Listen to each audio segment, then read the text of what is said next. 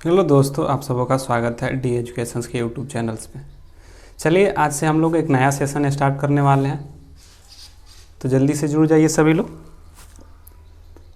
जल्दी से जुड़िए सभी लोग और देखेंगे आज नया सेशन से स्टार्ट जो हुआ है 8 बजे का, जिसमें कि जनरल अवेयरनेस और जीके होता है। रेलवे ग्रुप डी के क्वेश्चंस होंगे। तो चलिए देखा जाए, जल्दी जल्दी से जुड़िए। आज जो नया सेशन हो रहा है, नया सेशन से स्टार्ट किया जा रहा है। सुबह में 8 बजे होगा, सुबह 8 बजे, और एक रात में 9 बजे सेशन होता है प्रत्येक रोज़। आप सभी को पता है कि रात 9 बजे होता है साइंस का, और सुबह 8 बजे में हम लोग जीए और जीके का लेकर, जिसमें जनरल अवेयरनेस और जीके संबंधित जितने भी क्वेश्चन ग्रुप डी के हुए हैं उनको सॉल्व कर रहे हैं। और करंट में हम लोग नया करंट 10 क्वेश्चन डाला गया है। तो चलिए जल्दी से जुड़ जाइए, उसके बाद बताते हैं कि क्या क्या इसमें आज देखने वाले हैं हम लोग। जल्दी से जुड़िए सभी लोग जल्दी से जुड़ जाइए, और उसके बाद हम लोग स्टार्ट कर दें ताकि चलिए देखिए सभी लोग जुड़ गए। चलिए बताते हैं कि क्या हम लोग पढ़ने वाले हैं। जो इस सेशंस में सुबह जो 8 बजे वाला जो सेशन होगा, इसमें हम लोग जीए और जीके पढ़ेंगे, जनरल अवेयरनेस, और जो जनरल नॉलेज है उसको जानकारी करेंगे, जिसमें कि आपको पार्ट वाइज में बांट दिया गया है। जिसमें हिस्ट्री का क्वेश्चन होगा, टोटल क्वेश्चन होंगे 25, जिसमें हिस्ट्री के क्वेश्चन, पॉलिटी के क्वेश्चन, जियोग्राफी के क्वेश्चन और इकोनॉमी के क्वेश्चन होंगे। और जो स्टैटिक्स जीके होता है उसके क्वेश्चन रहेंगे। हिस्ट्री 3 रहेगा, पॉलिटी 3 रहेगा, जियोग्राफी भी 3 रहेगा, इकोनॉमिक्स भी 3 क्वेश्चन रहेंगे, और जो जनरल अवेयरनेस है इसके भी 3 होंगे। क्योंकि हिस्ट्री से भी क्वेश्चन पूछा है, पॉलिटी से भी, जियोग्राफी से भी, और इकोनॉमिक्स और जीके से, तो इसके टोटल क्वेश्चन होंगे 15। और 15 में से आपका 10 क्वेश्चन होगा।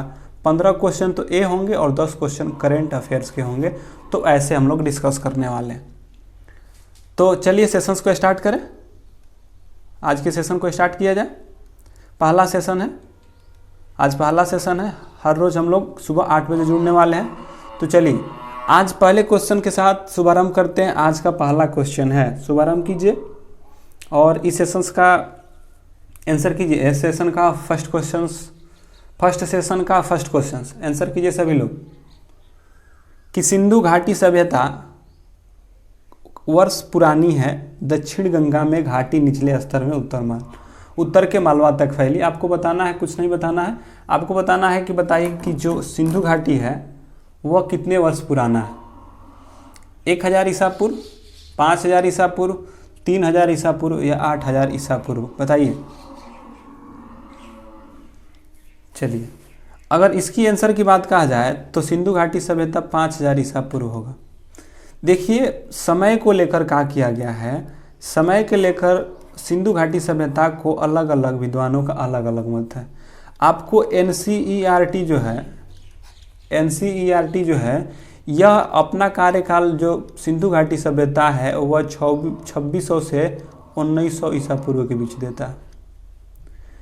जबकि हड़प्पा संस्कृति के अस्तित्व को मोटे तौर पर जो माना गया, हड़प्पा संस्कृति जो है इसको मोटे तौर पे माना गया कि इनका कार्यकाल 2550 से लेके 1900 ईसा पूर्व तक होगा। फिर कार्बन डेटिंग के द्वारा C14 के द्वारा इनकी तिथि 2500 से 1750 मापी गई। लेकिन कुछ इतिहासकारों का मानना था, कुछ इतिहासकार मानते हैं कि इनका कार्यकाल 3250 से लेके 2750 के बीच रहा होगा। यानी ईसा पूर्व था। इसी सब क्या है, ईसा पूर्व है, ये भी क्या है, ईसा पूर्व है, ये भी क्या है, ईसा पूर्व है। तो अलग अलग विद्वानों का अलग अलग मत है, लेकिन जो ये क्वेश्चन हुआ है इसका आंसर जो है पूरी मान लिया गया है कि जो इनका कार्यकाल है वे 5000 ईसा पूर्व रहा हो। सॉरी, 5000 ईसा पूर्व नहीं, क्योंकि बी आंसर नहीं, क्या होगा आपको दिखाई दे रहा है। क्योंकि सभी लोग जो हैं, सभी लोगों की अगर बात कहा जाए तो सभी लोग कहाँ तक आ रहे हैं। देखिए, 2500 से 2550 से 1900, 2600 से 1900, 2500 से 1750 और 3250 से। तो इसीलिए इनको क्या किया गया है कि इनके बीच में मान लिया गया है, और इनके बीच में आपको क्या ऑप्शन ऐसा दिखाई दे रहा है, तो 3000 ऑप्शन जो है दिखाई दे रहा है, तो कहेंगे 3000 इसका आंसर होगा। चलिए दूसरे नंबर क्वेश्चन की ओर बढ़ते हैं कि मोहम्मद गोरी की सेना और पृथ्वीराज चौहान के बीच 2 बार युद्ध हुआ, जिसमें दूसरी लड़ाई में पृथ्वीराज चौहान हार गए और उनको उनके राज्य पर कब्जा कर लिया। मतलब कि उनके किन राज्यों पर कब्जा कर लिया गया, बताइए।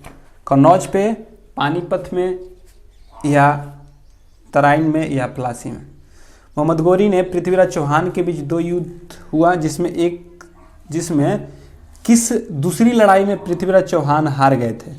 कन्नौज के युद्ध में, पानीपत के युद्ध में, या तराइन के युद्ध में? बताइए क्या होगा। तो चलिए, आप सबों को पता है कि मोहम्मद गोरी और पृथ्वीराज चौहान के बीच कौन सा युद्ध हुआ था? कन्नौज का युद्ध, पानीपत, प्लासी, या तराइन का युद्ध? तो कहेंगे कि तराइन का युद्ध हुआ था, क्योंकि तराइन का युद्ध, प्रथम तराइन का युद्ध कब हुआ था? 1191 में, दूसरा 1192 में, ठीक ना। तो यह क्या था? 1191, 1192। तो यह कहा कि 2 बार युद्ध हुआ, जिसमें दूसरी लड़ाई में पृथ्वीराज चौहान हार गए और उनके राज्य पर कब्जा कर लिया गया। तो वह जो तराइन था उस पर कर लिया गया, क्योंकि गोरी पराजित होता है तराइन के द्वितीय युद्ध में, और गोरी ने पृथ्वीराज चौहान को पराजित करके दिल्ली तथा अजमेर पर अधिकार कर लिया था।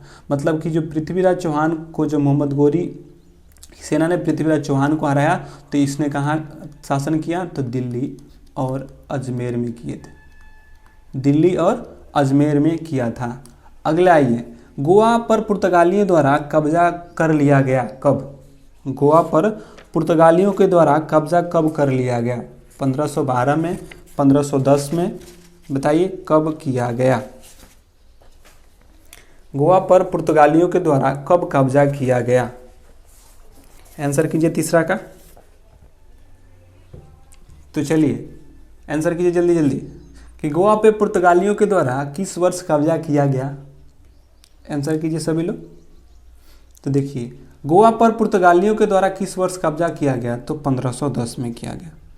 1510 में पुर्तगालियों के द्वारा स्थानीय सहयोग से क्या कर दिया गया? इनको जीत लिया गया, ठीक है। लेकिन पुर्तगालियों ने किस वर्ष कब्जा किया? तो 1510 में। और पुर्तगालियों से गोवा को आज़ाद कब कराया गया? पुर्तगालियों को गोवा से आज़ाद कब कराया गया? तो 19 दिसंबर 1961 में। कब? 19 दिसंबर 1961 में क्या कर लिया गया? आज़ाद करा लिया गया। तो यह जो है भारतीय यूरोपीय कंपनी से कुछ क्वेश्चन बना था। जैसे कि और देखिए, यह जो चैप्टर्स है भारतीय यूरोपीय कंपनी, मतलब कि जो भारत में जो यूरोपीय कंपनी का आगमन हुआ था, इसमें कौन कौन से क्वेश्चन बने हैं, सिर्फ आप लोग ध्यान से सुनिएगा। एक क्वेश्चन बनता है कि ईस्ट इंडिया कंपनी की स्थापना के समय, जब ईस्ट इंडिया कंपनी भारत आया था, उस समय यहाँ पर किस शासक, भारत का शासक कौन था? ईस्ट इंडिया कंपनी जब आया था स्थापना के समय, भारत का शासक कौन था? तो उसका आंसर क्या होता है? उसका आंसर होता है अकबर। अकबर क्या थे? उस समय शासन थे। फिर दूसरा क्वेश्चन पूछा हुआ, जो क्वेश्चंस बोल रहे हैं ना, यह ग्रुप डी के अलावा, यहाँ पे तो आपको ग्रुप डी का मिल गया। अब जो हम बोल रहे हैं, जैसे कि अभी जो डिस्कस करेंगे, वह एनटीपीसी में पूछा गया क्वेश्चन, जेईई में पूछा गया क्वेश्चन, और जो इनसे पीछे जो क्वेश्चन हुआ है, मतलब कि 2018 से 19 में जो क्वेश्चन हुए, इस चैप्टर से जो बने हैं क्वेश्चन, उनको हम बता रहे हैं कि कौन कौन से क्वेश्चन पूछे हैं। हम लोग ग्रुप डी के तो क्वेश्चन को देख ही लेंगे कि एक क्वेश्चन आया था, हो सके कि एनटीपीसी वाला क्वेश्चन आने वाले परीक्षा में पूछ दे, या जेईई में जो क्वेश्चन हुआ इसके पिछले साल वही क्वेश्चन पूछ दे, तो उस क्वेश्चन को भी सुनिएगा। आप ग्रुप डी के क्वेश्चन को तो देख ही रहे हैं, 1510 में हुआ था। तो ध्यान से सुनिए कौन कौन से क्वेश्चन इस चैप्टर से बने हैं। इस चैप्टर से जितने भी क्वेश्चन हैं सबको, मतलब कि एनटीपीसी जेईई में जो जो क्वेश्चन बना है सबको बोलते जा रहे हैं, ध्यान से सुनिएगा सिर्फ। पहला कब बोला कि जब ईस्ट इंडिया कंपनी आया तो भारत में शासक कौन था? अकबर। फिर दूसरा हुआ कि जो फोर्ट विलियम, भारत में फोर्ट विलियम जो है, फोर्ट विलियम की स्थापना जो हुई थी, तो फोर्ट विलियम किस नदी के तट पे था? ये भी क्वेश्चन बना है। तो जो फोर्ट विलियम था हुगली नदी के तट पर था। तीसरा पॉइंट, तीसरा क्वेश्चन क्या बना है? तीसरा क्वेश्चन बना है कि 1505 में पुर्तगाली के वायसराय जो फ्रांसिस अल्मोडा थे 1505 में पुर्तगाली वायसराय जो फ्रांसिस अल्मोडा थे, इन्होंने किस किले का निर्माण करवाया था, ये भी पूछा है। तो सेंट एंजेलो फोर्ट जो है, सेंट एंजेलो फोर्ट का भी निर्माण, एंजेल फोर्ट का स्थापना करवाया था। तो आपसे पूछेगा कि 1505 में अल्मोडा के द्वारा किस फोर्ट की स्थापना करवाया गया, तो कहेंगे कि सेंट एंजेलो फोर्ट। फिर अगला है कि भारत में अपने नियंत्रण को बढ़ाने हेतु ब्रिटिशर्स ने कई युद्ध लड़े, उनमें से अनेक नामों से जाना जाता है, जैसे एंग्लो मराठा युद्ध। कौन कौन? एंग्लो मराठा युद्ध, एंग्लो सिख युद्ध, क्या है? एंग्लो सिख युद्ध। फिर होता है एंग्लो मैसूर युद्ध। ये सारे के सारे लड़े गए थे, लेकिन एक ऑप्शन में आपसे आएगा एंग्लो बंगाल युद्ध, यह नहीं लड़ा गया था, इसको ध्यान रखिएगा। ये भी क्वेश्चन पूछा है कि बताइए कि ब्रिटिशर्स ने अपनी अस्तित्व को जमाने के लिए कौन कौन से लड़े थे। तो Anglo Maratha, Anglo Sikh, Anglo Mysore, Anglo Bengal. तो एंग्लो बंगाल नहीं होता है, जबकि एंग्लो मराठा, एंग्लो सिख, मैसूर होता है। चौथा क्वेश्चन क्या बना, देखिए, सुनते रहिए सिर्फ। चौथा क्वेश्चन फिर बना है कि जब ब्रिटिशर्स भारत नहीं आए थे तो जो यहाँ के भारतीय थे, जो अपने मुलायम कपड़े निर्यात करते थे वह किससे बना होता था। मतलब कि जब ब्रिटिशर्स भारत में नहीं आए थे, ब्रिटिश ईस्ट इंडिया कंपनी नहीं आया था, तो जो भारतीय थे अपने मुलायम कपड़े किससे बनाते थे, तो रेशम और सूती वस्त्र से बनाते थे। फिर पांचवा क्वेश्चन बना है कि खुद British east India company Bharat में कब स्थापना किया गया, तो 1600 में। ये भी पांचवा क्वेश्चन बना। 6 नंबर क्वेश्चन बना है कि जो अंग्रेजी ईस्ट इंडिया कंपनी है, इसको और किस अन्य नाम से जाना जाता है। अंग्रेजी ईस्ट इंडिया कंपनी को और किस नाम से जाना जाता है, तो उनको जॉन कंपनी के नाम से भी जाना जाता है। 7वां क्वेश्चन क्या बना है कि गोवा की आज़ादी, यानी कि गोवा की आज़ादी किस आंदोलन से हो सकी, यानी कि कौन सा महत्वपूर्ण भूमिका जो गोवा में आंदोलन हुआ, पुर्तगालियों के द्वारा जो गोवा पे कब्जा किया गया था, किस आंदोलन के बाद वहाँ से स्वतंत्र हुआ। तो एक आंदोलन हुआ था जिसका नाम था गोवा मुक्ति आंदोलन। कौन सा? तो गोवा मुक्ति आंदोलन। ये सारे के सारे क्वेश्चन आपसे एनटीपीसी और जेईई में बने हैं, और ग्रुप डी में जो बने हैं क्वेश्चन वो तो आपको प्रत्येक रोज मिल ही जाएगा। तो आप इन बातों को ध्यान में रखेंगे कि पूछेगा कि गोवा किस आंदोलन के अंतर्गत स्वतंत्र हुआ, तो गोवा मुक्ति अभियान।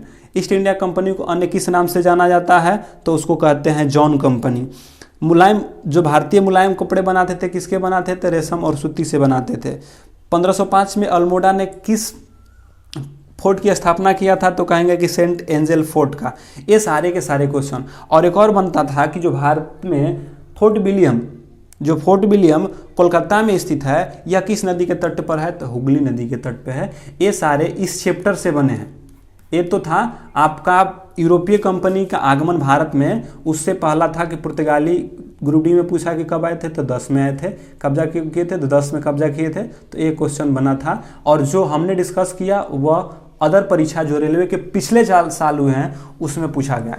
आपको इसलिए बताया जा रहा है कि पिछले साल में जो अन्य परीक्षा रेलवे के हुए उसमें पूछे हैं, हो सके कि वही क्वेश्चन आपको उठा के हूबहू ग्रुप डी में डाल दे, क्योंकि जो संस्था उसकी एग्जाम करा रही है वही संस्था इसका भी एग्जाम करा रहा है। तो चौथा नंबर का आंसर कीजिए कि भारत में संविधान दिवस कब मनाया जाता है। बताइए, भारत में संविधान दिवस कब मनाया जाता है। भारत में संविधान दिवस कब मनाया जाता है, बताइए सभी लोग। चलिए, अगर भारत में संविधान दिवस की अगर बात कहा जाए तो सबको पता है कि संविधान दिवस 26 नवंबर को मनाया जाता है। कब मनाया जाता है? 26 नवंबर को मनाया जाता है, क्योंकि 26 नवंबर 1949 को संविधान को अंगीकृत किया गया, जबकि 26 जनवरी 1950 को पूर्णतः लागू कर दिया गया। यानी अंगीकार कब हुआ था? 26 नवंबर 1950 को। 26 जनवरी 1950 को क्या किया गया? पूर्णतः लागू कर दिया गया। अब देखिए, ये तो ग्रुप डी में क्वेश्चन था। अब अन्य रेलवे के जो परीक्षा में क्वेश्चंस बने हैं ग्रुप डी के अलावे, ग्रुप डी में जो आएगा वो तो टेस्ट के माध्यम से आपको बता दिया जाएगा, लेकिन इसके अलावे जो क्वेश्चंस बने हैं अन्य परीक्षा में उसको ध्यान से सुनिएगा। आपसे पूछा था कि संविधान सभा के अध्यक्ष कौन थे, तो संविधान सभा के अध्यक्ष राजेंद्र प्रसाद। कौन लिखेंगे तो समय लगेगा इसलिए बोलते जा रहे हैं, ध्यान से सुनिए। संविधान सभा के अध्यक्ष कौन थे? राजेंद्र प्रसाद। यह बना पहला question.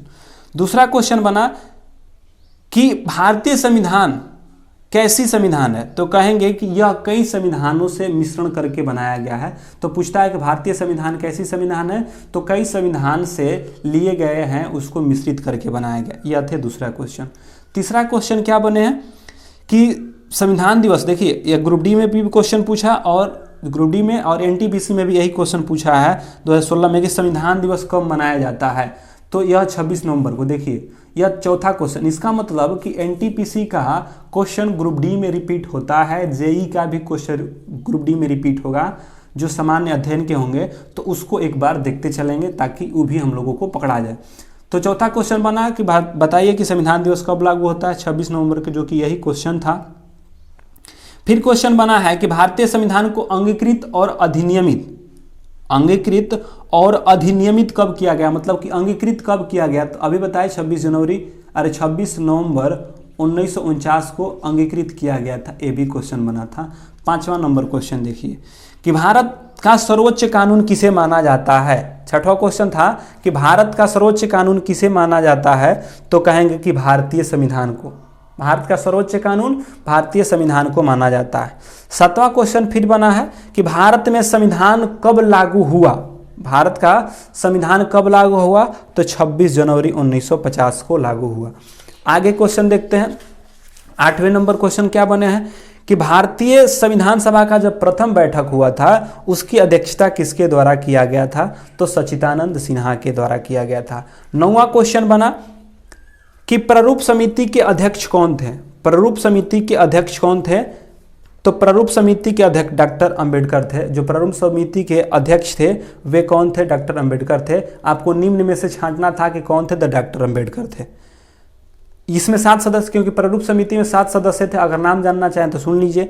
Doctor BR Ambedkar, N Gopala Swami, Alladi Krishna Ayyar, KM Munshi, Syed Mohammad Saadulla, M Madhavan.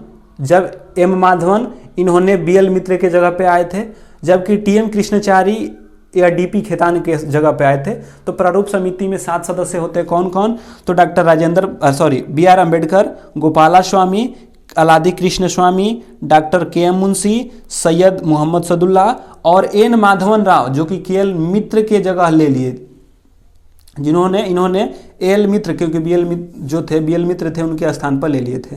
और एक थे TM कृष्णचारी, ये भी दूसरे के जगह पर आए थे, DP खेतान के जगह पर। तो ये क्या थे, 7 थे। तो यह पूछा था आपसे, अम्बेडकर साहब से ये पूछा था कि भारत के प्रारूप समिति के अध्यक्ष कौन थे, तो कहेंगे डॉक्टर अम्बेडकर थे। फिर अगला क्वेश्चन 9 नंबर क्वेश्चन, 10वां नंबर क्वेश्चन बना है कि भारतीय संविधान के जब भारतीय संविधान लागू हुआ था तो प्रारंभ में कितने अध्याय थे, मतलब आपको भाग पूछा था कि भागों की संख्या कितनी थी। तो प्रारंभ में कुल 22 भाग थे। प्रारंभ में कुल कितने भाग थे संविधान लागू के समय, तो 22 भाग थे। अगला क्वेश्चन बना है कि संविधान सभा के पहले सत्र का आयोजन कब हुआ था। तो संविधान सभा का पहला सत्र का आयोजन 1946 में हुआ था। फिर अगला है कि भारतीय राष्ट्रीय ध्वज को कब अपनाया गया। राष्ट्रीय ध्वज को कब अपनाया गया, तो 22 जुलाई 1947 को अपनाया गया। 22 जुलाई 1947 को अपनाया गया।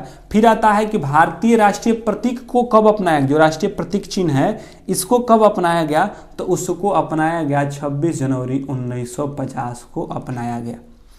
अगला है कि भारतीय संविधान गणतांत्रिक है, इसका अर्थ क्या है, तो कहेंगे कि यहाँ की जो सर्वोच्च सत्ता होती है वहाँ कोई वंशानुगत क्रम नहीं चलता है, इसी से गणतंत्र है। तो ये सारे के सारे क्वेश्चन इस चैप्टर से बने थे जो कि हम लोगों ने सुना है। तो जो सुने हैं वो आप लोग ध्यान में रखेंगे। चलिए अगले क्वेश्चन की ओर बढ़ते हैं। बताइए कि 10वीं अनुसूची निम्नलिखित में से किसके बारे में है। 10वीं अनुसूची किसके बारे में है। दल बदल विरोध अधिनियम, निजता के अधिकार, सार्वभौमिक व्यस्मताधिकार, शिक्षा का अधिकार। बताइए कि यह किससे 10वीं अनुसूची है। अगर उस टॉपिक को लेकर डिस्कस किया जाए तो बहुत लंबा हो जाएगा। तो हम लोग वही क्वेश्चन देखेंगे जो कि इसमें पूछा हुआ, नहीं तो आप संविधान को लेकर जाएगा तो 200-250 क्वेश्चन बनेगा, तो 200-250 नहीं अभी देखेंगे। अभी हम लोग यही देखेंगे कि कौन कौन से क्वेश्चंस ग्रुप डी में, एनटीपीसी में, जेई में जो रेलवे के हुए हैं पिछले साल, वे क्वेश्चन हैं। हो सके वो क्वेश्चन क्या हो, रिपीट हो, और वो क्वेश्चन रिपीट होगा ही होगा, या क्या है, एकदम श्योर है। तो पांचवा को बताइए कि पांचवा का क्या होगा, और 5 इस चैप्टर से जो क्वेश्चंस बनेंगे उसको भी डिस्कस कर लेंगे तुरंत। तो सुनिए, तो आपसे पूछा कि बताइए भारतीय अनुसूची की 10वीं अनुसूची में क्या है, तो 10वीं अनुसूची में दल बदल अधिनियम है। 10वीं अनुसूची में क्या है, दल बदल अधिनियम को शामिल किया गया था। कब शामिल किया गया था, तो इसको 52वां संविधान संशोधन 1985 में, 52वां संविधान संशोधन 1985 में दल बदल अधिनियम को लागू किया गया था। अब देखिए, ये तो रहे आपका ग्रुप डी का क्वेश्चन जो कि आपसे पूछा गया। अब देखिए, इसी चैप्टर से जो अनुसूची है, अनुच्छेद है, इनसे कुछ क्वेश्चन बने हैं, उसको सुनते जाइए।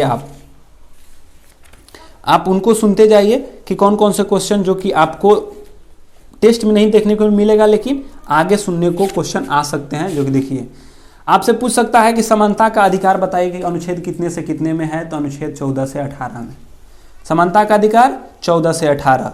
फिर पूछा है कि राष्ट्रपति पर महाभियोग, राष्ट्रपति पर महाभियोग किस अनुच्छेद के अंतर्गत लगाया जाता है, तो अनुच्छेद 61 के तहत।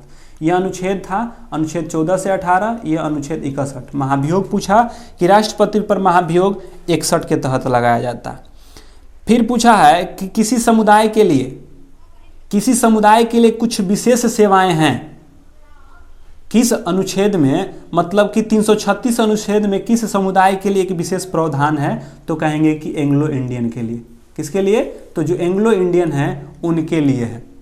अगला, जीवन के व्यक्ति स्वतंत्रता का संरक्षण अधिनियम, मतलब कि आपके जीवन का जो अधिकार है, जीवन के स्वतंत्रता का, जीवन का अधिकार जो है, आपका जीने का अधिकार अनुच्छेद 21 में है, ये भी पूछा है। अनुच्छेद 78 पूछा है कि अनुच्छेद 78 क्या है, तो अनुच्छेद 78 कहा जाता है कि प्रधानमंत्री जो है अवगत कराने का कर्तव्य है। प्रधानमंत्री को, राष्ट्रपति को क्या कार्य हो रहा है इसके बारे में अवगत कराने की बात 78 में कही गई है। फिर आपसे अगला क्वेश्चन क्या बना है, ध्यान से सुनिएगा, कि उपराष्ट्रपति का चुनाव किस अनुच्छेद के तहत होता है। ये भी क्वेश्चन बना है कि उपराष्ट्रपति का चुनाव संबंधित है किस अनुच्छेद से, तो उपराष्ट्रपति का चुनाव अनुच्छेद 66 से संबंधित है। जबकि अनुच्छेद 17 पूछा है कि अनुच्छेद 17 किससे है, तो अस्पृश्यता के अंत से संबंधित है। फिर अगला है कि बलात् श्रम या मानव के याता, मतलब कि मानवतापूर्वक कार्य नहीं कराना, या बलात् श्रम किस में है, तो अनुच्छेद 23 में है। फिर आपसे क्वेश्चन पूछा है कि शिक्षा का अधिकार किस अनुच्छेद में है, तो शिक्षा का अधिकार 21 के ए में है। अगला है कि संविधान की जो 6वीं अनुसूची है उसमें कौन कौन से राज्य आते हैं। संविधान की जो 6वीं अनुसूची है इसमें कौन कौन से राज्य आते हैं, तो आप लोग याद रख लीजिएगा कि जो 6वीं अनुसूची है इसमें आता है असम। कौन कौन आते हैं, असम, मेघालय, कौन आते हैं, असम, मेघालय, असम, मेघालय, त्रिपुरा, मिजोरम। असम, मेघालय, त्रिपुरा और जो मिजोरम होते हैं ये 6वें अनुसूची के राज्य हैं। तो आपसे पूछा था कि निम्न में से कौन 6वीं अनुसूची में नहीं है, तो यह थे 6वीं अनुसूची, असम, मेघालय, त्रिपुरा और मिजोरम जो थे 6वें अनुसूची के राज्य थे। तो ये एक क्वेश्चन क्या हुआ है इस चैप्टर से बना था, तो ये रहा आपका 5वां क्वेश्चन। 6वें क्वेश्चन की ओर बढ़िए कि मौलिक अधिकार से को प्रेरित करने का विचार किस देश के संविधान से लिया गया है। आपसे पूछा कि मौलिक अधिकार जो है किस देश से लिया गया है, तो आप इसको बताइए कि मौलिक अधिकार किस देश से लिया गया, कनाडा से, ऑस्ट्रेलिया से, अमेरिका से या इंग्लैंड से। बताइए जल्दी से 6ठा नंबर क्वेश्चन का आंसर क्या होगा। जो 6वां नंबर क्वेश्चन इसका आंसर बताइए कि मौलिक अधिकार को पारित करने का विचार किस देश के संविधान से लिया गया है। आंसर बताइए जल्दी से। तो इसका राइट आंसर होगा कि मौलिक अधिकार अमेरिका से लिया गया है। पूछे कि समवर्ती सूची ऑस्ट्रेलिया से, संघात्मक व्यवस्था कनाडा से और इंग्लैंड से इंग्लैंड जो है ब्रिटेन से हम क्या लिए हैं, संसदीय प्रणाली। तो यह थे संसदीय प्रणाली। देखिए क्या क्या लिए हैं, जो कि लिख लिए हैं उसको देखिए। आपसे कभी पूछते कि जर्मनी से क्या लिया गया है, तो कहेंगे कि आपातकाल की जो प्रावधान है जर्मनी से लिया गया है। कनाडा से संघात्मक व्यवस्था, फ्रांस से गणतंत्र शासन की प्रणाली, जो गणतंत्रात्मक शासन प्रणाली है वो फ्रांस से लिया गया है। आयरलैंड से नीति निर्देशक, दक्षिण अफ्रीका से संविधान संशोधन की प्रक्रिया, अमेरिका से मौलिक अधिकार, रूस से मूल कर्तव्य और ऑस्ट्रेलिया से समवर्ती सूची, ब्रिटेन से संसदीय प्रणाली। ये सारे के सारे क्या हैं, आपको इन देशों से लिए गए हैं। तो आपसे पूछे कि जर्मनी से क्या लिया गया है, तो आपातकालीन प्रावधान। संघात्मक व्यवस्था कहाँ से लिया गया है, तो जर्मनी से, संघात्मक कनाडा से, फ्रांस से गणतंत्र, आयरलैंड से नीति निर्देशक, दक्षिण अफ्रीका से संविधान संशोधन की प्रक्रिया, अमेरिका से मौलिक अधिकार, रूस से मूल कर्तव्य, ऑस्ट्रेलिया से समवर्ती सूची और ब्रिटेन से संसदीय प्रणाली होता है। और विधि निर्माण प्रक्रिया और एकल नागरिकता ये भी कहाँ से लिया गया है, ब्रिटेन से ही लिया गया है। तो आपसे पूछा था कि मौलिक अधिकार, तो अमेरिका से लिया गया है। आप बताइए कि नासाऊ किस देश की राजधानी है। आपको बताना है कि जो नासाऊ है किस देश की राजधानी है। बताइए कि जो नासाऊ है किस देश की राजधानी है। तो राज्य राजधानी से भी क्वेश्चंस बने हैं, उसको भी आज देख लेते हैं कि कौन कौन से क्वेश्चन पूछ लिए गए। ऐसे तो बहुत सारा राज्य राजधानी है जो कि याद करना होगा, लेकिन कुछ जो पूछ लिए गए हैं उनको देख लेते हैं, हो सके कि आने वाले दिनों में आपको इसको देखने को मिल जाए। तो बताइए सतवा की नासाऊ किस देश की राजधानी है, बताइए। तो नासाऊ कहेगा तो नासाऊ जो है किस देश की राजधानी है, तो बहामासा की राजधानी है। कहाँ की है, बहामासा की राजधानी है। तो आपसे कुछ जो बन गए हैं क्वेश्चन उसको देख लीजिए कि कौन कौन से क्वेश्चंस आपको अदर जो रेलवे के एग्जाम हुए हैं उसमें पूछ लिया गया है। तो आपसे जैसे कि देखिए, एक राज्य राजधानी, मुद्रा, राज्य की राजधानी, देश की राजधानी, मुद्रा, ये सब पूछे गए क्वेश्चन। तो नासाऊ किस देश की राजधानी है, तो बहामास की है। आपसे अगला क्वेश्चन बना है कि थाईलैंड की मुद्रा क्या है। तो थाईलैंड की मुद्रा क्या होती, बहत। थाईलैंड की मुद्रा क्या है, बहत। ये भी क्वेश्चन पूछा गया है एनटीपीसी में। फिर आपसे पूछा है ताइवान की राजधानी, तो ताइवान की राजधानी ताइपो, चीन की राजधानी बीजिंग, ईरान की राजधानी तेहरान और जापान की राजधानी टोक्यो। ये भी क्या किए हैं, पूछे गए हैं। फिर पूछा है कि सीरिया की राजधानी, तो सीरिया की राजधानी कहाँ है, तो सीरिया की राजधानी है दमिश्क। अगला है, फिर आपसे पूछा गया है कि बताइए कि रुपया किन किन देशों का है, मतलब कि रुपया किन किन देशों में चलता है।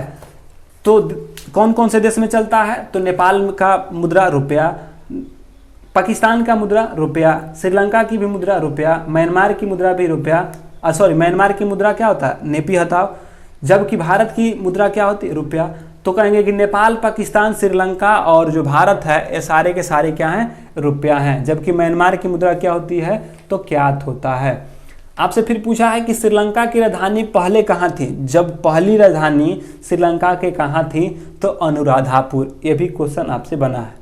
पाकिस्तान की राजधानी आपसे पूछा है, तो पाकिस्तान की राजधानी सबको पता है, इस्लामाबाद। फिर पूछा है कि रियाल किस देश की मुद्रा है, तो कहेंगे कि रियाल जो है वे ब्राजील की मुद्रा है। तो ब्राजील की भी मुद्रा पूछा है कि रियाल किस देश की मुद्रा है, तो ब्राजील की है। 2 बार पूछ लिया है। तो यह एनटीपीसी में भी पूछा है, ग्रुप डी में भी पूछा है। डेनमार्क की राजधानी आपसे पूछा है कि डेनमार्क की राजधानी कहाँ है, तो कोपेनहेगन। साइप्रस की राजधानी, तो साइप्रस की राजधानी निकोसिया। श्रीलंका की राजधानी इस समय कहाँ है, तो जवर्धनपुरे कोटे। फिर पूछा कि युगांडा की राजधानी कहाँ है, तो युगांडा के कंपाला। पूछा है कि यूरो किस देश की मुद्रा है, तो यूरो राष्ट्र की मुद्रा है, जो यूरोपीय राष्ट्र है। माले किस देश की राजधानी है, तो माले है मालदीव की।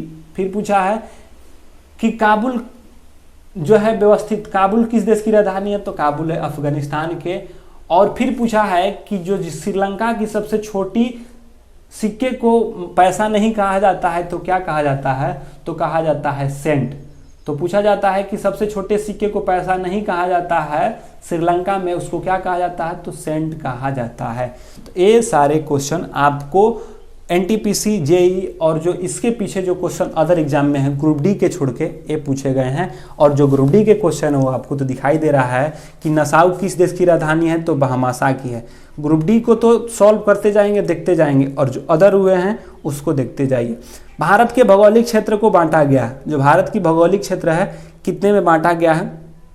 7 भागों में, 5 भागों में, 4 भागों में या 6 भागों में? बताइए कि भारत के भौगोलिक सीमा को कितने भागों में बांटा गया है। आंसर कीजिए सभी लोग जल्दी से, चलिए आंसर कीजिए। क्या होगा? 7 होगा, 6 होगा, 5 होगा या 4 होगा? आंसर कीजिए सभी लोग। 8 नंबर का, सभी लोग 8 नंबर का आंसर करेंगे। चलिए कीजिए जल्दी से सभी लोग। देखिए, अगर बात कहा जाए कि भारत के भौगोलिक क्षेत्र को कितने भागों में बांटा गया है, तो 6 भागों में बांटा गया है। कितने भागों में? 6 भागों में बांटा गया है। और कौन कौन से ये 6 भाग है उसको देख लेते हैं, ये कौन कौन से भाग है। भारत जो है, भारत की जो भौगोलिक सीमा है इसको 6 भागों में बांटा गया। यह पहला को हम कहते हैं क्या? उत्तरी पर्वत श्रृंखला, उत्तरी पर्वत श्रृंखला। दूसरा है उत्तरी मैदान, उत्तरी विशाल मैदान। क्या है? उत्तरी भारत का विशाल मैदान, उत्तरी भारत का विशाल मैदान, विशाल मैदान। ठीक है, उत्तरी पर्वतीय श्रृंखला, उत्तरी भारत का विशाल मैदान हो गया। अगला फिर क्वेश्चन बना है, तीसरा क्या है? तो तीसरा होता है दक्कन का पठार। तीसरा क्या होता है? तो जो थार मरुस्थल या जो थार मरुस्थल होते हैं तो इसको कहते हैं थार मरुस्थल, थार मरुस्थल, इसको अलग बांट दिया गया है। फिर जो चौथा होता है इसको प्रायद्वीपीय पठार कहा जाता है, प्रायद्वीपीय पठार। फिर जो पांचवा होता है, पांचवा को समुद्री क्षेत्र बोला जाता है। क्या बोला जाता है? समुद्री क्षेत्र। क्या? समुद्री क्षेत्र। और जो छठा होता है इसको बोला जाता है द्वीप। ये जो है भारत की जो भौगोलिक सीमा है इसको हम क्या करते हैं कि भारत के भौगोलिक सीमा को हम 6 भागों में बांटा गया है। ऊपर का उत्तरी पर्वतीय मैदान, फिर उत्तरी भारत के विशाल मैदान, फिर तीसरा होता है थार मरुस्थल, चौथा होता है प्रायद्वीपीय पठार, पांचवा होता है यह समुद्री एरिया जो कोस्टल एरिया होता है। समुद्री एरिया जो दिखाई दे रहा है हरा वाला भाग, यह क्या है? समुद्री एरिया है। पीला वाला भाग प्रायद्वीपीय पठार है, जबकि यह दिखाई दे रहा है यह थार मरुस्थल जो है वह दिखाई दे रहा है। और जो ऊपर वाला भाग होता है ऐसे दिखाई दे रहा है, यह है उत्तरी पर्वतीय श्रृंखला जो हिमालय दिखाई देता है वे होता है। और जो दूसरा यह हरा कलर की दिखाई दे रहा है इसको उत्तर भारत की जो विशाल मैदान है उस नाम से जाना जाता है। और छठवा को द्वीप, जैसे कि यह जो द्वीप दिखाई दे रहा है अंडमान निकोबार जो द्वीप सब समूह है, ये सब क्या है? 6 भागों में बांटा गया है। आपसे पूछा था कि भारत के भौगोलिक क्षेत्र को कितने भागों में बांटा गया है, तो 6 भागों में बांटा गया है। अच्छा, और क्वेश्चन इससे क्या बन सकते हैं? आपसे क्वेश्चन बनता है, अगला ही क्वेश्चन बना है एनटीपीसी में। एक क्वेश्चन पूछा है, कब पूछा है? तो 28 या 16 को पूछा था एनटीपीसी में कि बताइए कि कर्क रेखा पर स्थित राज्य कौन कौन से हैं। कर्क रेखा पर स्थित राज्य कौन कौन से हैं? तो कर्क रेखा 23.5 डिग्री पर स्थित जो होंगे, यानी कि 23.5 डिग्री पर जो स्थित राज्य हैं वे क्या होते हैं? कर्क रेखा पर स्थित राज्य जो होंगे वे कौन कौन से हैं? तो कर्क रेखा पर स्थित कुल राज्य 8 हैं। पहला है गुजरात, दूसरा है राजस्थान, तीसरा है मध्य प्रदेश, चौथा है छत्तीसगढ़, पांचवा झारखंड, पश्चिम बंगाल, त्रिपुरा और मिजोरम। इसी का ट्रिक होता है मित्र पर गमछा झार। क्या? गमछा झार। तो यह जो मित्र पर गमछा झार या मित्र पर गमछा झार क्या होता है? तो कर्क रेखा। तो एक क्वेश्चन आपसे बना है कि बताइए कि कर्क रेखा कितने राज्यों से होकर गुजरती है? तो 8 राज्यों से होकर गुजरती है। गुजरात, राजस्थान, मध्य प्रदेश, झारखंड, छत्तीसगढ़, त्रिपुरा, पश्चिम बंगाल, मिजोरम। और आप सबों का ट्रिक पर भी है कि मित्र पर गमछा झार। मी से क्या हुआ? मिजोरम, त्रिपुरा, ग से गुजरात, म से क्या हुआ? मध्य प्रदेश, छ से क्या? मित्र पर गमछा। ठीक ना?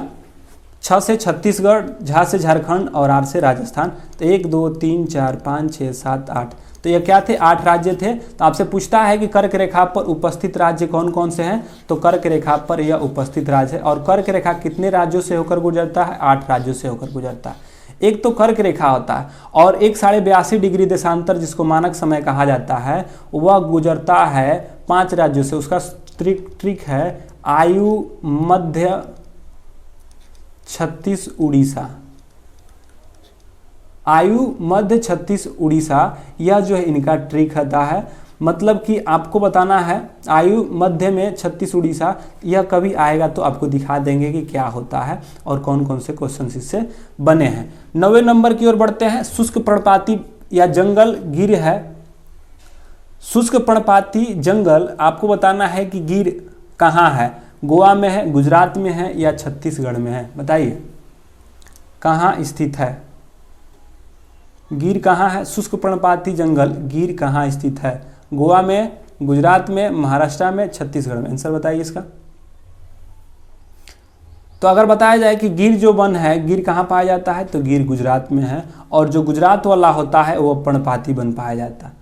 और भारत में अधिकांश जो होते हैं वे कैसे बन पाए जाते हैं, तो पर्णपाती बन ही पाए जाते हैं।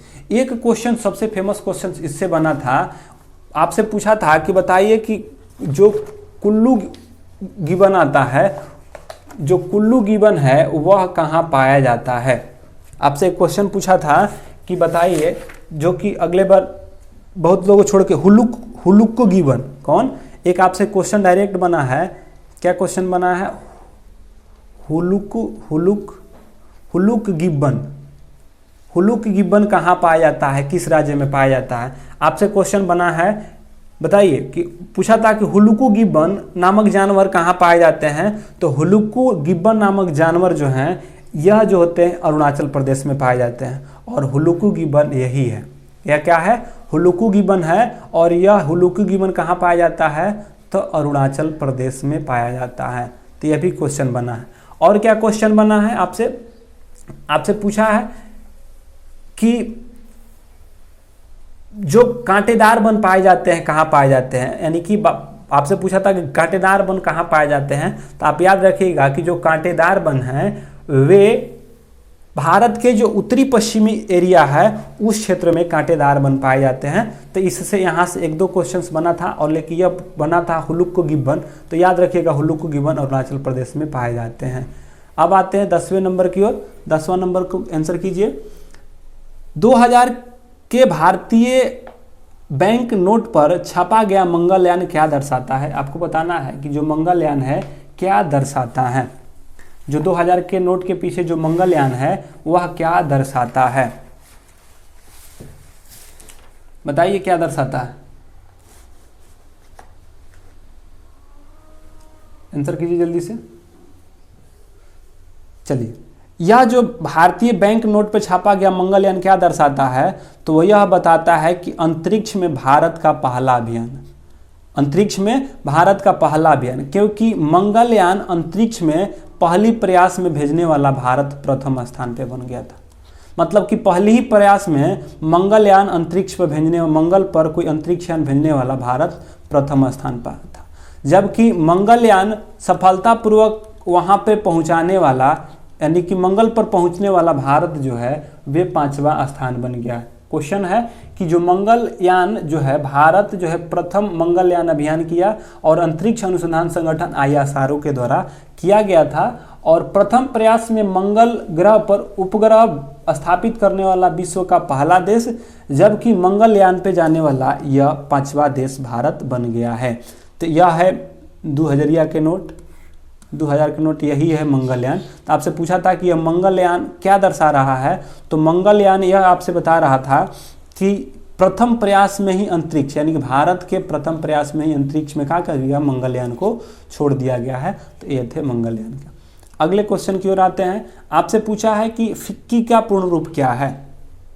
जो फिक्की होता है उसका पूर्ण रूप क्या होता है? Federation of Indian chambers of commerce and industries, federation of Indian chambers of commerce and industries. बताइए या federal Indian chambers of commerce या free India chambers of commerce international, federation of Indian committee for conciliations India. 11 का answer कीजिए। 11 number का answer क्या होगा बताइए कि फिक्की का पूर्ण रूप क्या होगा। 11 नंबर का आंसर क्या होगा बताइए जल्दी से।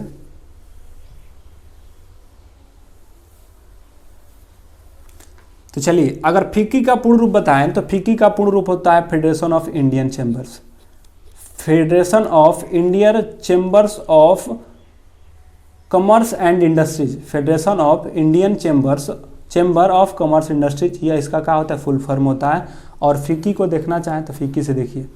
अगर फिक्की की अगर बात कहा जाए तो यह फिक्की भारतीय वाणिज्य उद्योग संघ, FICCI federation of Indian commerce and होता है, तो भारतीय वाणिज्यिक एवं उद्योग महासंघ इसको फिक्की कहते हैं। और फिक्की जो है इसकी स्थापना 1927 में महात्मा गांधी की सलाह पर घनश्याम दास बिड़ला और पुरुषोत्तम ठक्कर के द्वारा किया गया था। तो आपसे यह क्वेश्चन बन सकता है कि फिक्की की स्थापना 1927 में किसके सलाह से, तो महात्मा गांधी के सलाह से घनश्याम दास बिड़ला और पुरुषोत्तम दास ठक्कर के द्वारा किया गया था। अगर आपसे पूछे कि इसके अध्यक्ष कौन है, तो इसके अध्यक्ष हैं हर्षवर्धन नियोतिया। कौन है इसके अध्यक्ष हैं? हर्षवर्धन नियोतिया। यह स्थापना कब हुआ था? 1927 में। इसके सीईओ पूछे कि फिक्की के सीईओ कौन है, तो संगीता रेड्डी। अध्यक्ष हो गए हर्षवर्धन नियोतिया और सीईओ संगीता रेड्डी। और पूछे कि फिक्की का मुख्यालय कहाँ है, तो नई दिल्ली में है। जबकि संस्थापक में पुरुषोत्तम दास ठाकुर और घनश्याम दास बिड़ला। और प्रेरणा किसकी, तो एमके गांधी की यानी मोहनदास करमचंद गांधी यानी महात्मा गांधी की थी। तो यह था फिक्की से क्वेश्चन। तो फिक्की का full form federation of Indian chemistry होता है। अब यहाँ पे 2021 कर लीजिएगा, 2021 नहीं कर लीजिएगा। और यहाँ पे एक कर लीजिएगा रूस, और यहाँ पे कर लीजिएगा चीन हो गया, रूस हो गया, फ्रांस हो गया, इटली। अब बताइए कि G20 2021 का आयोजन, मतलब कि 2021 में G20 का जो digital economic ministry of meeting का आयोजित कहाँ किया जाएगा।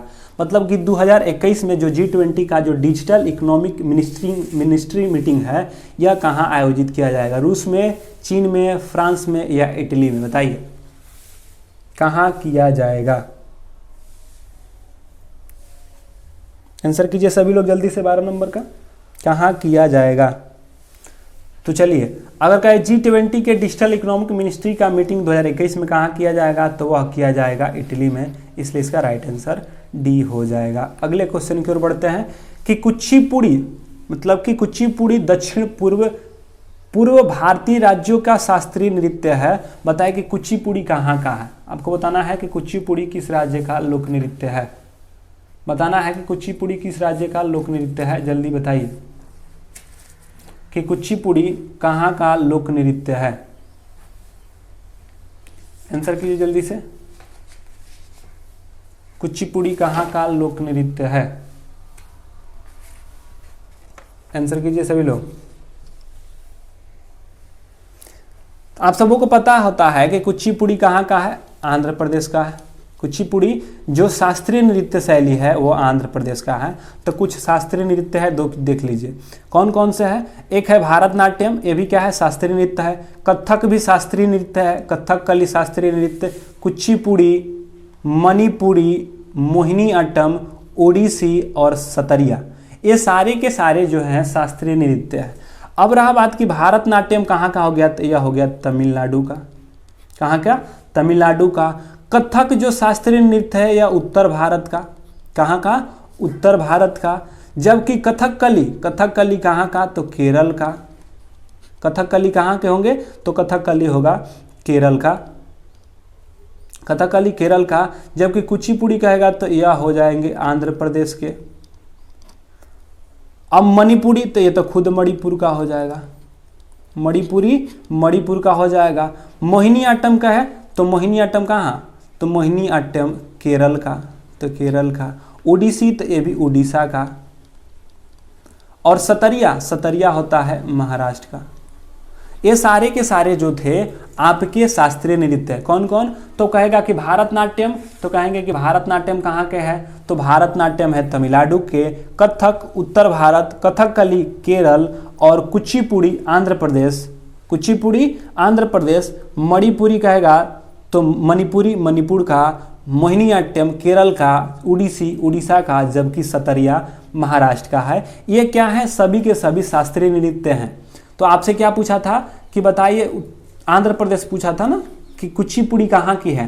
तो कुचिपुड़ी कहाँ की है? आंध्र प्रदेश की होती है। देखिए भारतनाट्यम ऐसे करके, कथक में ऐसे ये बिरजू महाराज हैं, या कथकली मुकुट पहन के पूछता है कभी कभी कि मुकुट पहनकर कौन सा शास्त्रीय नृत्य है जो कि मुकुट या मुखौटे लगाकर किया जाता है? तो मुकुट और मुखौटे लगाकर कौन किया जाता है? तो कथकली किया जाता है। कुचिपुड़ी आंध्र प्रदेश में, मोहिनीअट्टम कहाँ? मोहिनीअट्टम कहाँ? मोहिनीअट्टम केरल में। तो ये सारे के सारे क्या हैं? आपके शास्त्रीय नृत्य हैं। तो आपको कभी कभी छांटने के लिए भी देता है कि कौन से निम्न से शास्त्रीय नृत्य नहीं है। तो भारतनाट्यम, कथक, कथकली, कुचिपुड़ी, मणिपुरी, मोहिनीअट्टम, उड़ीसी और शास्त्रीय नृत्य, ये सारे के सारे क्या हैं? प्रमुख शास्त्रीय नृत्य हैं।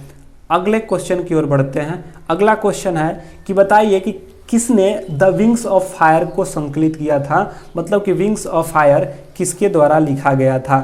बताइए कि विंग्स ऑफ फायर किसने लिखा था? विंग्स ऑफ फायर किनके द्वारा लिखा गया था? के.आर. नारायण, प्रणब मुखर्जी, एपीजे अब्दुल कलाम या आई.के. गुजराल? तो बताइए कि विंग्स ऑफ फायर किनके द्वारा लिखा गया था? तो विंग्स ऑफ फायर किनके द्वारा लिखा गया था? चलिए आंसर कीजिए 14 का। तो Wings of Fire APJ Abdul Kalam के द्वारा लिखा गया था। तो एपीजे अब्दुल कलाम की जो रचना है विंग्स ऑफ फायर, किसने लिखा था? तो एपीजे अब्दुल कलाम ने। एपीजे अब्दुल कलाम की कुछ पुस्तकें हैं जो कि उनकी लिखी गई, उनके द्वारा लिखी गई पुस्तक है, उसको एक बार आप लोग ध्यान से देखिए। देखिए विंग्स ऑफ फायर, पहला है विंग्स ऑफ फायर जो कि उनके द्वारा लिखा गया था। दूसरा है इग्नाइटेड माइंड्स, पहला wings of fire ignited minds उन्हीं के द्वारा। एपीजे अब्दुल कलाम के द्वारा लिखा गया था इंडिया 2020। आपसे पूछ सकता है कि इंडिया 2020 किनके द्वारा लिखा गया था? तो एपीजे अब्दुल कलाम के द्वारा लिखा गया था, ठीक ना। कौन? Wings of fire, ignited minds, Indian 2020, फिर था इंडोमेट्रिबल स्पिरिट, जो इंडोमेट्रिबल जो स्पिरिट है इन्हीं के द्वारा लिखा गया था, इनकी पुस्तक है। अब्दुल कलाम की एक खुद की जर्नी है जिसको कि Abdul Kalam is my journey लिखे हैं, इन्हीं का पुस्तक है। फिर था ये भी इन्हीं का है, स्प्रिंग इंस्पायरिंग थ्रू आउट होता है। फिर है टर्निंग पॉइंट, सबसे पूछे जाने वाला क्वेश्चन में से turning point, wings of fire, ignited mind, India 2020, beyond. अभी यह हाल ही के दिनों में पूछा जाने वाला क्वेश्चन है। कौन क्वेश्चन है? तो बियॉन्ड 2020 किसका पुस्तक है? तो बियॉन्ड 2020 भी इन्हीं का पुस्तक है। मिशन इंडिया इन्हीं का पुस्तक है। Advantage India, mission India, advantage India, beyond 2020, India 2020। फिर है अब्दुल कलाम, एक अब्दुल कलाम लिखा गया था उनका। फिर क्या? ये सारे के सारे किनकी पुस्तक है? इन्हीं की पुस्तक है। आप लोग याद कुछ रखिए चाहे मत रखिए। एक नंबर पहला तो विंग्स ऑफ फायर याद रखिए, दूसरा इग्नाइटेड माइंड्स याद रखिए, तीसरा इंडिया 2020 और बियॉन्ड 2020 इसको याद रखिए। टर्निंग पॉइंट इसको याद रखना है, और मिशन इंडिया और एडवांटेज इंडिया ये सारे के सारे आप लोगों को याद रखना है। ये सारे के सारे किनके हैं? एपीजे अब्दुल कलाम के द्वारा लिखा गया पुस्तक है। अगले आते हैं, हर वर्ष उत्कृष्टता के लिए मूर्ति देवी अवार्ड किस क्षेत्र में दिया जाता है? आपको बताना है कि उत्कृष्टता के लिए मूर्ति देवी किस क्षेत्र में दिया जाता है। तो मूर्ति देवी पुरस्कार साहित्य किस क्षेत्र में? साहित्य में, नृत्य में, संगीत में, नाटक में। बताइए किस में दिया जाता है? मूर्ति देवी पुरस्कार किस में दिया जाता है? 15 नंबर का आंसर कीजिए कि मूर्ति देवी पुरस्कार किस क्षेत्रों में दिया जाता है? मूर्ति देवी पुरस्कार किस क्षेत्रों में दिया जाता है? बताइए बताइए। चलिए, अगर कहा जाए कि मूर्ति देवी अवार्ड किस क्षेत्र में दिया जाता है तो वे दिया जाता है साहित्य के क्षेत्रों में दिया जाता है। अगले क्वेश्चन की ओर आते हैं 15 क्वेश्चन हो गए जीके जीएस के। अब होंगे करंट के 10 क्वेश्चन। आपको बताना है कि मोना मेडिकल कॉलेज की आधारशिला कहाँ रखी गई। बताइए कि मोना मेडिकल कॉलेज की आधारशिला कहाँ रखी गई। आंसर कीजिए सभी लोग। गुजरात, महाराष्ट्र, नागालैंड। बताइए कि जो मोना मेडिकल कॉलेज है इसकी आधारशिला कहाँ रखी गई। तो मोना मेडिकल कॉलेज की आधारशिला की अगर बात कहा जाए तो मोना मेडिकल कॉलेज की आधारशिला नागालैंड में रखा गया है। अगले क्वेश्चन की ओर आते हैं कि किस राज्य सरकार ने हुक्का बार पे रोक लगा दिया है। जो हुक्का बार है उस पे रोक लगाने की घोषणा कर दिया। हाल ही के दिनों में कौन है जो कि हुक्का बार पे रोक लगाने का घोषणा किया है। असम सरकार, उड़ीसी सरकार या झारखंड सरकार के द्वारा किया गया। बताइए कि कौन है जो कि हुक्का बार पे रोक लगाने की घोषणा किया है। तो हुक्का बार पे रोक लगाने का जो निर्णय है वे झारखंड सरकार के द्वारा किया गया है। अगला बताइए कि किस देश की एक सुपर मॉडल हैं जिनका नाम है नातालिया वाडिनेवा को यूएन का गुडविल एम्बेसडर चुना गया है। जो यूनाइटेड नेशन है उसको गुडविल एम्बेसडर चुना गया है, सुपर मॉडल जिनका नाम है नातालिया वाडियोनोवा। यह किस देश की हैं और इनको नियुक्त किया गया। बताइए। तो अगर इनकी बात कहा जाए तो जो नातालिया वाडिनेवा हैं वह रूस की हैं और नातालिया वाडिनेवा को देखना चाहें तो यही सुपर मॉडल है। इन्हीं को सुपर मॉडल को यूएन का गुडविल एम्बेसडर चुना गया है, यूनाइटेड नेशन का गुडविल एम्बेसडर चुना गया है। यह कहाँ की हैं तो यह रूस की हैं। तो आपसे पूछा कि यूएन के गुडविल एम्बेसडर हाल ही में किनको चुना गया है तो कहेंगे कि जो नातालिया वोडियानोवा हैं उनको चुना गया है। अगले क्वेश्चन की ओर आते हैं कि हाल ही में किस देश ने अपना पारंपरिक लालटेन महोत्सव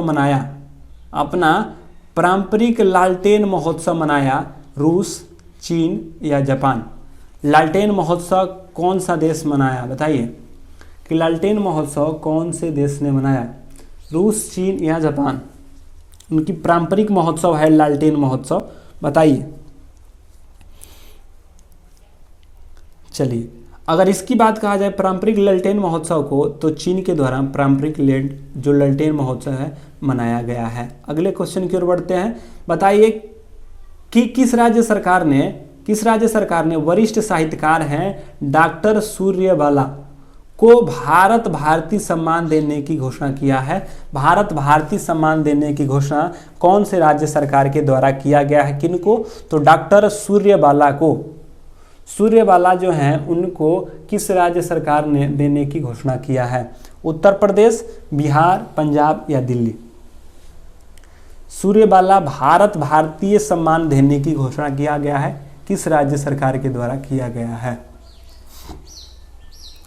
तो चलिए, अगर इसकी आंसर की अगर बात कहा जाए तो डॉक्टर सूर्यबाला और भारत भारती सम्मान देने की घोषणा किसके द्वारा किया गया है तो यह उत्तर प्रदेश के द्वारा किया गया है।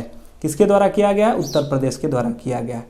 आपसे अगला क्वेश्चन है कि शून्य भेदभाव दिवस यानी कि जीरो डिस्क्रिमिनेशन डे कब मनाया जाता है। किस दिन मनाया जाता है। यानी कि शून्य भेदभाव यानी कि जीरो डिस्क्रिमिनेशन डे कब मनाया जाता है।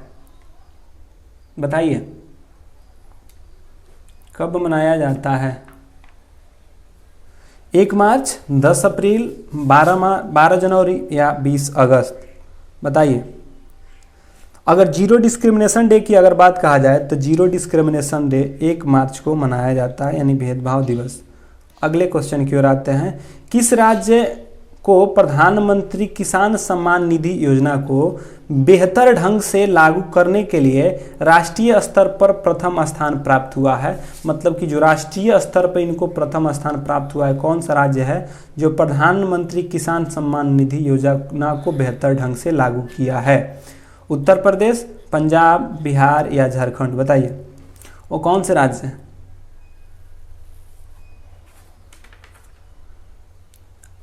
चलिए आंसर कीजिए 22 का।